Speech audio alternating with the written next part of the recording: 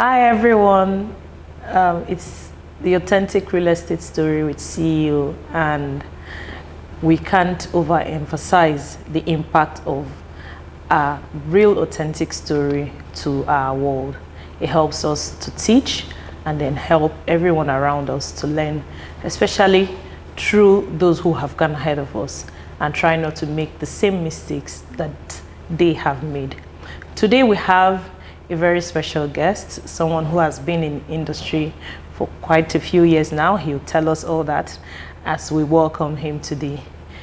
Welcome, Damilare Giwa of Giwa Realty. Thank you very much. Thank you so much for joining us today. It's a pleasure. It's an honor to be here Thank on your you. show. We really appreciate the opportunity you have given everyone here to listen to and be a part of your story and see how you can impact those who are also coming behind you. It's a pleasure. And of course, for those of us who are here, we can also still learn. Well, still learning from you. Well, true. From you. Well, there's no one who has the monopoly of knowledge. Very Even true. those who are mentors, sometimes when they sit with their mentees, they get to learn. So, education and learning is, it cuts across from top to bottom and, across the space. So it doesn't matter how old or how long you have been in the space. Yes. Someone who is just coming in could have gotten a hand of an information that you probably haven't, had an opportunity to explore. And so everyone is constantly learning as long as you have, that mindset. Yeah? Yes. Okay, so we would allow you introduce yourself and what you do, and then we can go right into it. All right. So I'm Giwa Damilare, and I'm a real estate agent and a real estate developer. Name of my company is Giwa Realty, and we've been in the real estate space for roughly about 5 years now, and it's been an amazing journey so far. God has been good. I can almost picture back to where it all started from and where we are right now. All I can just say is, we can't wait to hear that story. all I can just say is God has been good. It's been an amazing journey. Thank God, and thank you for joining us. So I'd like to ask Damilare, why real estate? Did you study marketing, real estate management, or any related course? How did you come into this industry? How have you been able to navigate the industry? Well, the truth about it is I didn't do anything relating to marketing or real estate. So I studied mechanical engineering as my first degree. Oh, wow. From Covenant University, and I had this plan. I really love cars, apart from driving them, the making of cars. So I was hoping, fast cars, luxury cars. I was really hoping that one day, I'll probably work in Formula One, or Mercedes, or Jaguar, Range Rover. Those are like the big guys then, But after school, the whole awakening comes, I'm telling you, even to get a very good job here in Nigeria with your mechanical engineering degree, it's quite hard. That's if you're not in the oil and gas space. For every other thing, it's even getting the job, it wasn't really coming. And I was at that space after NYC when I was just tired at home. Like, I was really tired. When you just wake up every day, and it seems as if this is what you do for the rest of your life. You don't have a job. So I was really at that space, and it was really a down time for me, So at that point, I was really applying for any kind of job I could get. And there was this fateful day, one of my guys just told me, my guy, there's one opening, they need someone. He actually called it a sales rep. So I thought it was something going to be relating to either marketing, we go out, So I was like, okay, let me apply. I saw the name of the company. I was like, okay. Then I tried to Google the company. And I saw something like a store, like a boutique. And I was like, well, let's see, because the guy already told me what the pay was. And the pay was not really that bad. It was, I think, around, as at then, it was around 70, 80K. So I was like, okay. So I just went in, I answered the guy's question. It was a young guy. The name of his store is Action Luxury. So it was a young guy. So I was really comfortable. We spoke. So it wasn't really like an interview. So I was like, okay, I should just walk around the store and see what they have there. So most of the questions they asked me, it was like things I could just easily answer. So I walked around the store and I saw one particular shoe. It's like a corporate shoe, but it was made by Gucci. So I was like, okay, at least something I can relate to. I'm not really a sneakers kind of guy and all. So I picked up the shoe and I was like, wow, this is nice. And I saw the price because the price tag was kind of fading. So I was trying to count the number of zeros. I was like, wow, this is 40K. And both of them looked at me like, are you sure you are looking right? Then I counted, well, the shoe was like 400K. I was like, wow. See the way I kept down the shoe, and that was how it started for me. My real estate journey was like a series of events. So I usually tell people that if I didn't really get that job, I wouldn't be in real estate today, and I would explain why.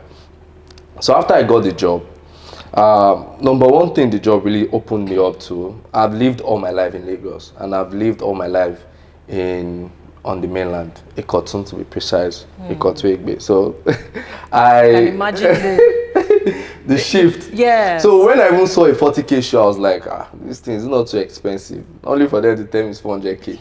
And I'm like, wait, do people really buy these things? And so. But you were going to work in Jaguar. So yeah, so exactly, I was going to work there, but because I was not really used to, the way money is being spent on luxury. So I really did not know. Even working in Jaguar, I felt like it was just going to be a very good job, just doing comfortable stuff.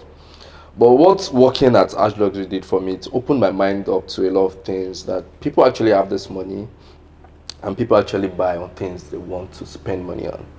And I worked there for a while and I was really surprised. It changed my mentality. I see a lot of young people, I see a lot of rich people, young, rich kids, and all. They come and they shop and they're coming out of the store with a very small bag, and we're giving them a bill of about $1 million plus. So it opened me up that money did this country, no dollar. And my boss then, Yinka Shogban, was always telling me something. We talk a lot that you really do not need to do anything illegal. Number one is just to find something that rich people will definitely spend on and plug yourself into it. He started his whole enterprise. Now it's a very big enterprise based on just luxury brands.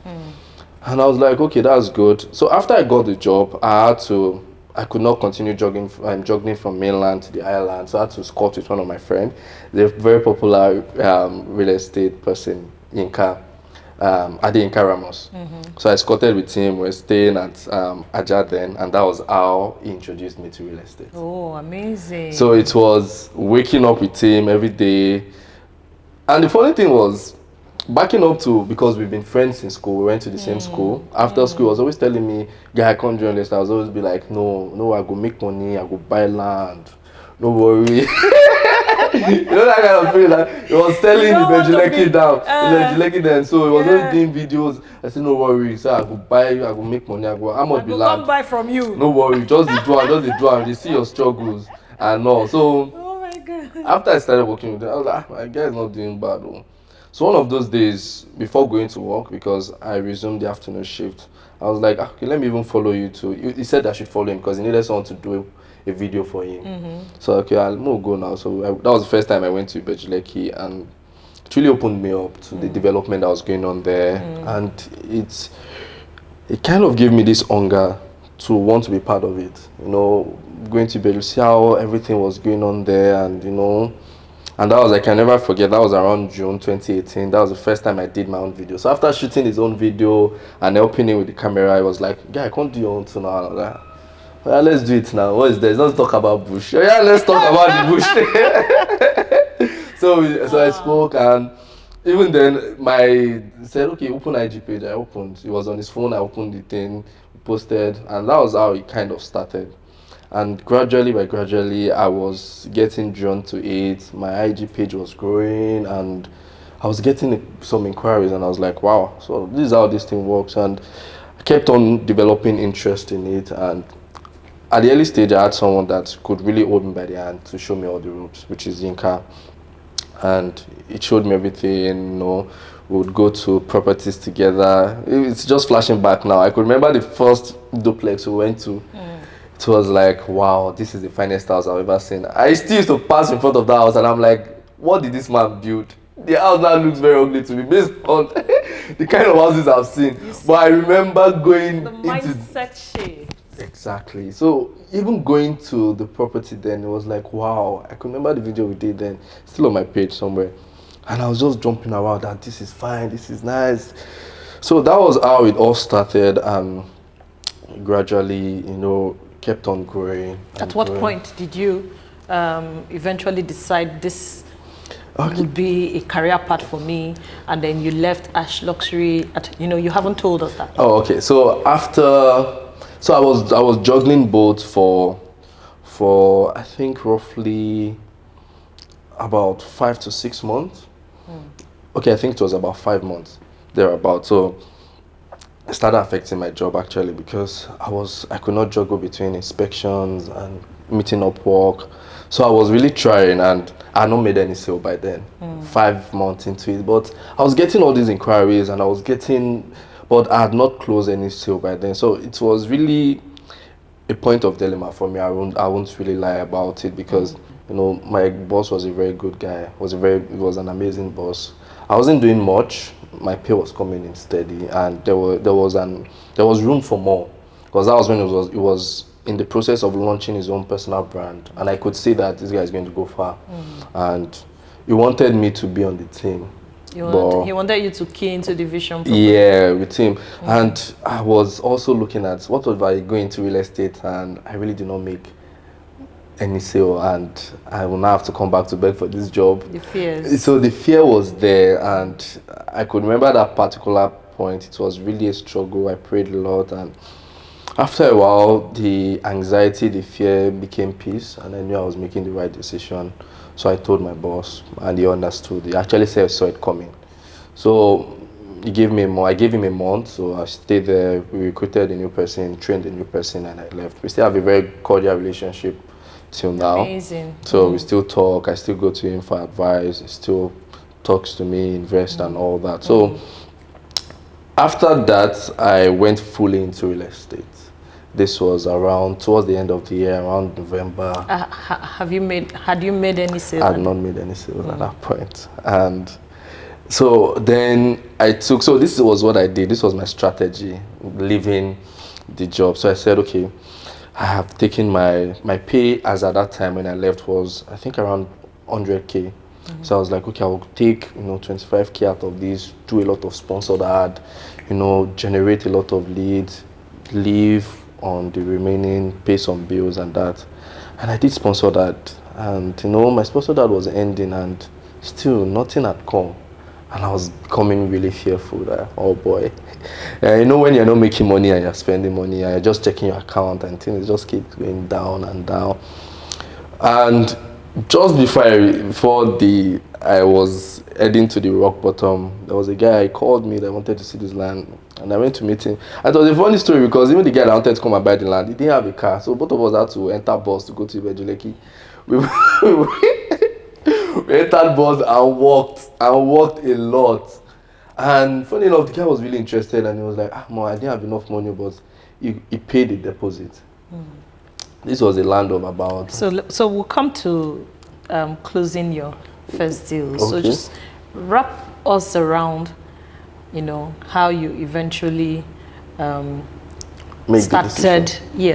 you started your marketing, how the whole Living Ash Luxury, what did you start doing? Did you find developers that you went to their sites? The properties that you found? How did you, start this journey? So, really for me, after transitioning and going fully into real estate, like I said, I ran a couple of sponsored ads, and I also had someone to hold me by the hand. And even as at then, I had not really started marketing properties. It was just still lands. So my first sale, so it was just really majorly lands, always going to Ibejuleki, always making videos of all these estates and always posting them. Those a couple of more sponsored ads, and that was really the strategy. So after that, after I became a bit more comfortable in the land space, that was when I gravitated into the properties. Amazing. And I started looking for properties, tracking them down, posting pictures of them, making videos, and posting online. Amazing. Well done. Thank you. Done. So let's go on to, how long did it take you, to close your first deal? How long after you left you started full-time real estate, to get that major first break? And what was the deal that gave you that first major break? All right, so after I left Ash Luxury, I think my first sale came, like I was explaining, came a couple of months after that. That was when I took someone to Ibejuleki. He didn't have a car then, Mr. Tubosun. So we both entered public transport to Ibejuleki together. Wow. And we walked for a long time because we got to a couple certain places where there was no bike or anything. We just had to walk. And after the whole journey, the guy didn't have the money for the complete land. This was a land of... What motivated you to follow someone who... both of you entered public transport and you weren't like, is this not a waste of my time? Well, I think at that point, I was really desperate for a sale. I just wanted any major break just to, number one, encourage me to know that, okay, I can do this thing and I'm in the right space and I needed the money. So those two factors, I was really down. Any time of the day, you tell me, let us go to Ibejuleki. I remember there was a time I was leaving Ibejuleki around 7 in the night. That was a very long, so I was really going all out at that point because it was a point of, I didn't have any plan B. I had quitted my job. This has to work, irrespective of what, I just have to do this. So I remember getting there. I was honestly speaking, that my first year, I didn't know it was going to come. I felt like, okay, maybe this is just one of those people that will just come, check, and just say, I'll get back to you. Yeah, because you both entered boss. Exactly. So I was like, we're kind of in the same level, but he didn't even, this was a land of, I think, 500K, and he could not pay the total amount. So I think he paid 250K as the down payment. And I can never forget the time I got my commission. The alert, it came at around 7 p.m. I think the next day. So this was how long after you started real estate? Fully, this was about 2 months after. Fully? Yes, fully. So is this plus the 5 months you talked about? No, minus the 5 months while I was juggling both of them. So when you left your job, it took 2 months into... Yeah. That's amazing because a lot of people do like more than 6 months, even up to a year, before they are able to close their first major deal. Something I usually tell people is, everyone has their own journey. I know. There are some people that they start real estate today and they make their first sale tomorrow. Yeah. And there are some people that you have to go like a year. So some people just who are don't not give even up. in real estate, they just casually mention it and somehow they make a sale. So I've had a lot of people tell me, okay, they want to do real estate, and after the first month, second month, the sales are not coming, they tend to give up. It doesn't really come like that. You just need to be patient and be consistent at it. And I was glad that I had that. And one thing that also encouraged me was I could see people that were doing well. Then, when I could see a very close friend, Yinka, doing well. Then when we opened Instagram, then we could see a lot of people, Abule Showo, always selling lands. I could see a lot of people just posting land, posting sold. So I knew that if all these people are doing it, come on, they don't have big two heads. I would definitely get my own sale one day. Doesn't matter how long it gets. And it happened. And your boss customer. I'm telling you. It was an amazing feeling when I got, the commission was like 30K, but I was so happy. I was like, I was jumping, and I and my friends were like, guy, your first sale, congratulating me. I was ginger, like, wow, this is it. Yes, now we're in business. You're not in business until you're making money. I know. So now we're in business, and it was an amazing feeling. And from there, it's just as if it opened the tap, and it kept on rushing, gradually, like that. And to the other question you asked, for my major big sale, I would say it happened. 2 of them happened back to back. That was why it's kind of very, it was big for me. The very first one happened, I sold a couple of lands. Actually, one of my colleague from school. He went abroad for master, so he came back. He has been watching me. So he came to buy some lands, and he bought a couple of lands, and that was the first time I made my first million in commission. And I was this was how many years into your journey? No, just really, okay, I think it was a couple of months after my first sale. This came like a month after. Amazing. So I was wrong when I said yes. No, so it came like a month after. You hit it off, so back to back. Exactly. So after that, a month after that as well, I sold my first house. Wow. So that was when it really dawned on me that, okay, now we're in this space. This is what we're doing. It was, I wouldn't say it was all smooth journey. You know, the way things can be when you're doing something every day, 1 month can look like you're doing it for a year if you're not getting results. And you know, that's very relatable with real estate. I'm telling you, because this is what we do every day. We wake up every day. We don't have breaks. We don't have public holidays. No Sunday. Every day is a work day, and you do this thing every day. So 1 month passes, and if you're not making a sale, it seems as though the last time you made a sale was last year, because you're doing it every day. How come I'm not making a sale? So I had my times of low. You know, I won't really argue about that, because there were times where it didn't look like it. It didn't look like, you know, you don't know when your next sale is coming from. You don't even know who is going to bring this next sale. You just have to just keep on doing it with faith, as it were. And at this point, I was already back to the mainland. And you know, okay, so you moved back. Yeah, I moved back to the mainland. Why did you do that? Nothing really. So at that point, I felt like I'd learned majorly everything my mom had to teach me. Okay. And you know, then it was still in Aja, as I said, before I wanted to move. So I was like, it was just right of me to give him his own privacy as well, and to really focus on me and do me. So that was why I had to move back to the mainland, and I started working on getting my own place on the island. So that was how it really started. And amazing. And from there, it's just well done. all so you made your first million 3 months into your real estate journey, so to speak. Yes. Wow. Well done. Thank you.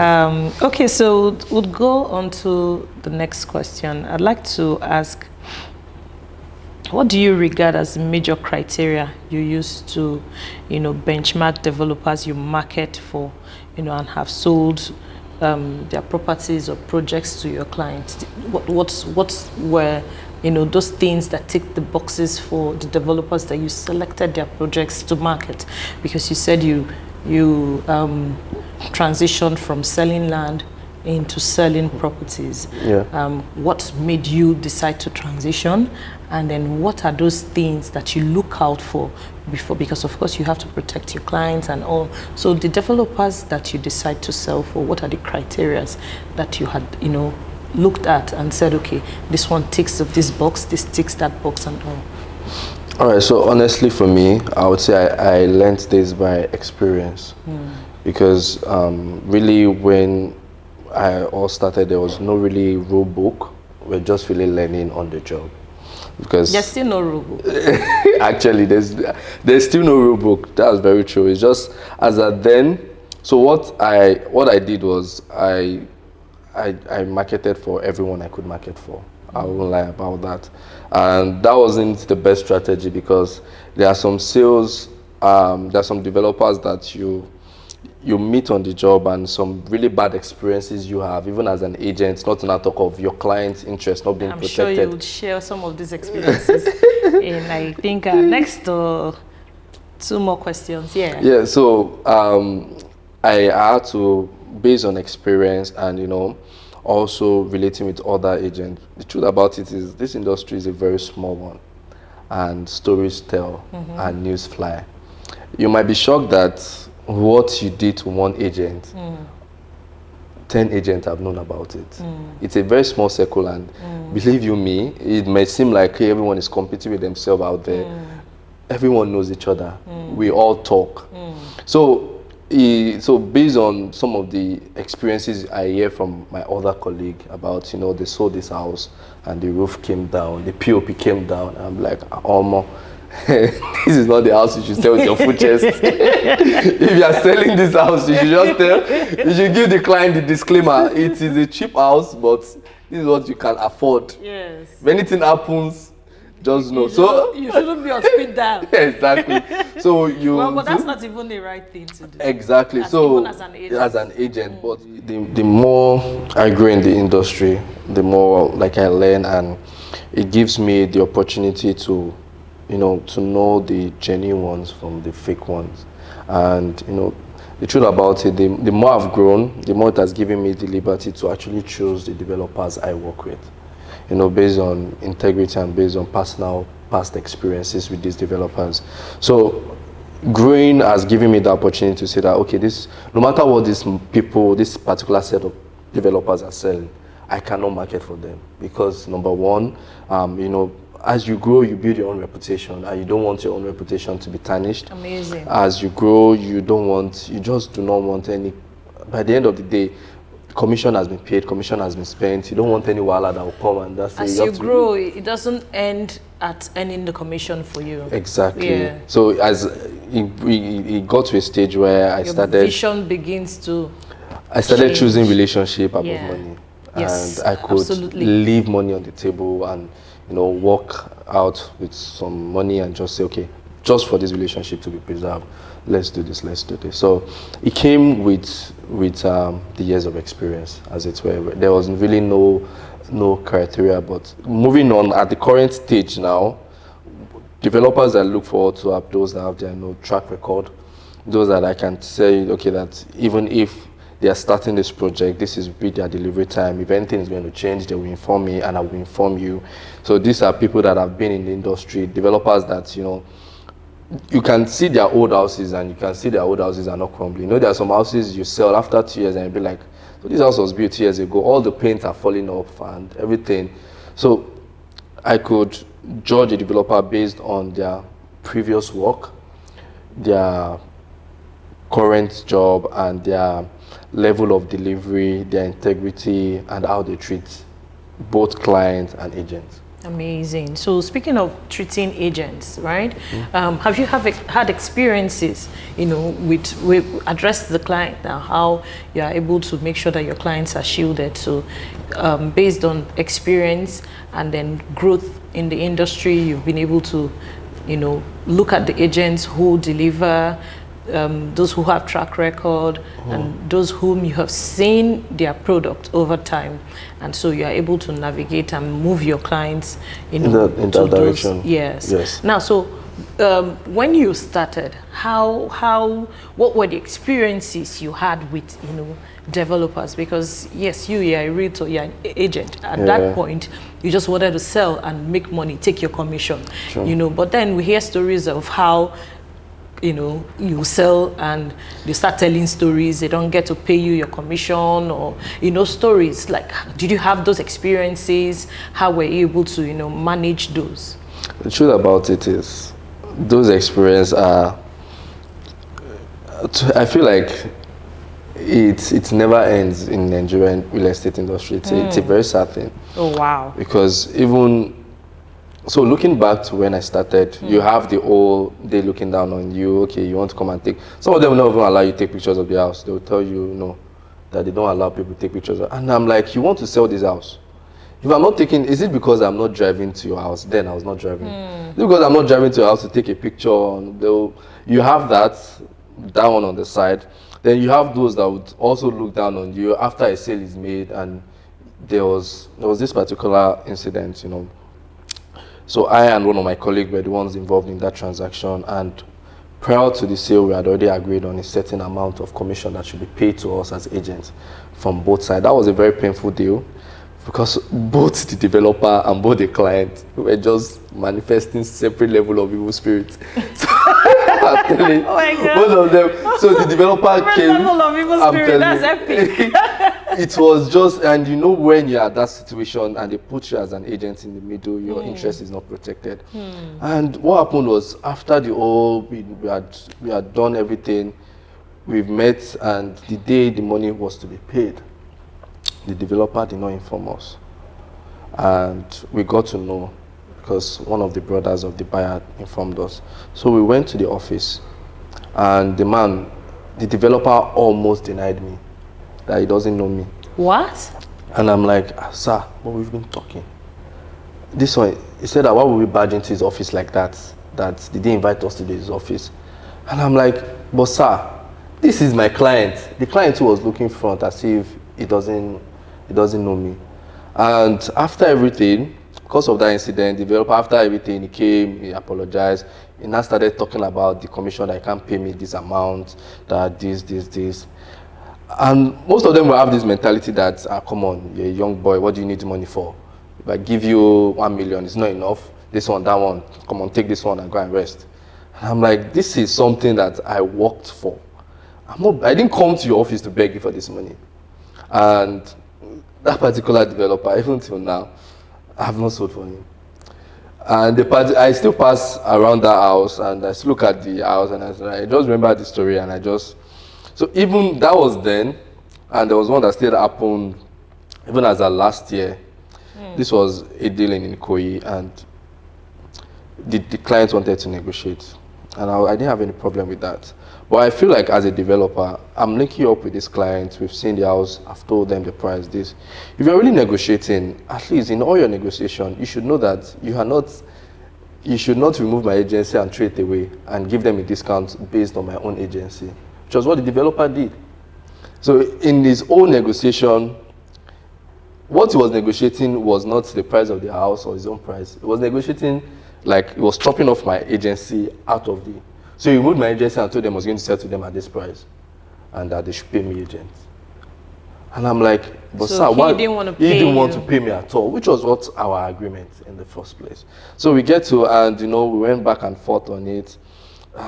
So at that point, it was either I should let the deal fly or close the old deal, and no, but based on me, the truth is they will leave you behind and go back and meet him, and you lose on both ends. Exactly. And the funny thing is, at that point, it was really a painful thing because, come on, it's an Ikoyi deal. I already calculated the agency I was expecting. But I just had to, once again, choose relationship above money. And it was painful. And the ending of this story was, this particular Ikoyi one, it was a funny thing because at the end of the day, the client that bought the house, it was an off-plan project. So finally decided that they were going to opt out because their kids travel abroad and they wanted to buy. They were going to opt out of that one and buy a second house. And based on the way I handled that transaction and all, they still had to call me.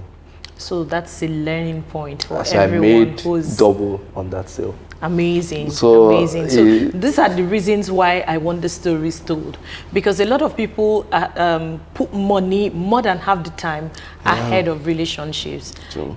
Do you understand? And Very then they forget that in this space, that word of mouth and the referral business is top on the table. You can't really overemphasize that referral business, because without that, it's actually what our business thrives on. Because I used to wonder how people back then, without the whole social media, how they really make sales.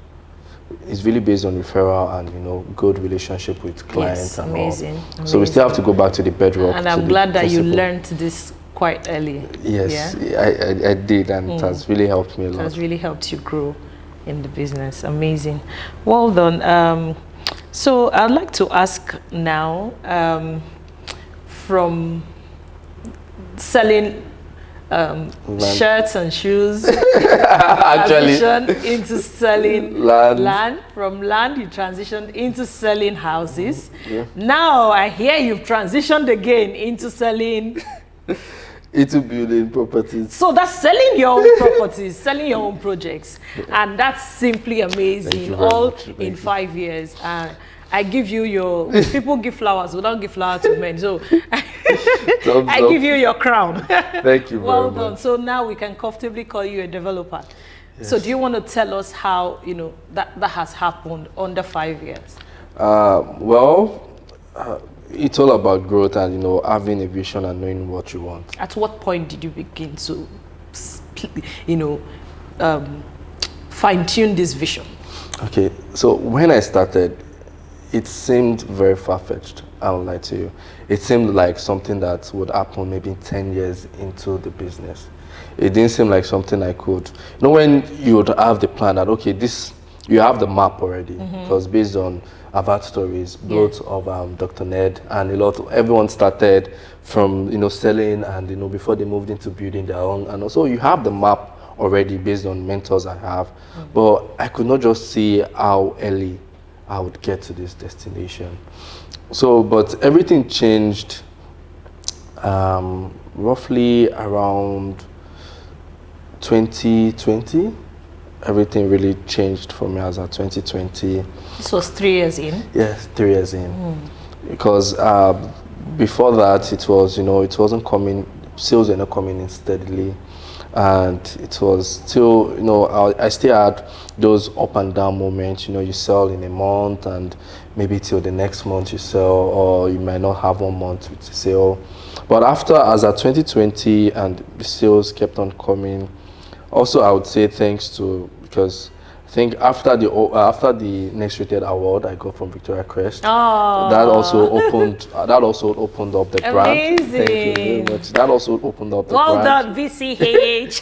So it also opened up my brand, and at that point, when I got the award, I didn't have any car. I'm sure you will speak to us about this award now that you mentioned it. I will. And things have changed since then, and for me, it became a bit more visible based on the kind of personality I have. I'm a very conservative person.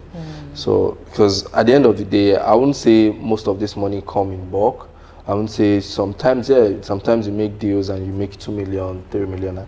But most of the time, it might just be 1 million here, 1 million there, 500K there, 2 million there. So you have to just, you know, build a discipline of also saving. And, you know, saving the little bit, so you can, because if you keep on, if you don't get, I usually tell people that the development stage of real estate is still one of the very safest place to be if you're in the industry. But it takes a lot of discipline and self-denial. Exactly. You just have to just, you know, let go of a lot of things, a lot of comfort that you would naturally want to do. You know, you could travel out, you know, change your car every year, do all those things, but you just have to know what you want and know that, okay, for me to know this is the amount of money I need to save up for a particular time. And I'm glad I had that discipline, because when we bought the land for our project, because it's actually a joint venture between me and one other partner, and I remember paying that amount of money, and I could not really. Do you want to share? Yeah, I don't have any problem sharing. So it's a joint venture between and a very close colleague, Mrs. Lara. Okay. So it's a project in Aja around Scheme 2. Okay. So we're building blocks of terrace, 5 units. So, and when we were about to buy the land, we said we're going to split everything evenly, 50-50. And the cost of the land then was roughly something around 40 million thereabout. So when I was going to, you know, pay that my own 20 million into the bank, and I was like, it was a moment of awe for me. You know, I've been saving this money obviously in my do not touch account, Piggyvest, and I've been saving it up. But you know, seeing the money there and paying the money, it was a different feeling for me, and I was like, so surreal. Looking at me, small Damilare that I can afford 20 million. I can. It was really magical, and I was walking out of the bank, and I was like, I've not built this house yet, but come on. I have a land. See my land. I can decide to do it, and we bought that land and we started designing and everything. In the Lagos City Center. I'm telling you, not in the art of a very. It seemed speechless. It seemed like a dream. And you had we did the Joe moment with her. I'm telling you, when we got the land and we signed the document at the owner's office, and we're like, wow. You're going to speak to us about documentation, right? Yes, it's a very important thing in this industry. You cannot get it wrong, and it is not an easy thing to get right. So that was how it all started for the development for us and for me personally. And you know, having that at the back of my mind that I have a project going on, it has also, you know, helped me to be prudent with my spending, because now everything that, you know, I can buy, I think about it in terms of block and cement now, you know.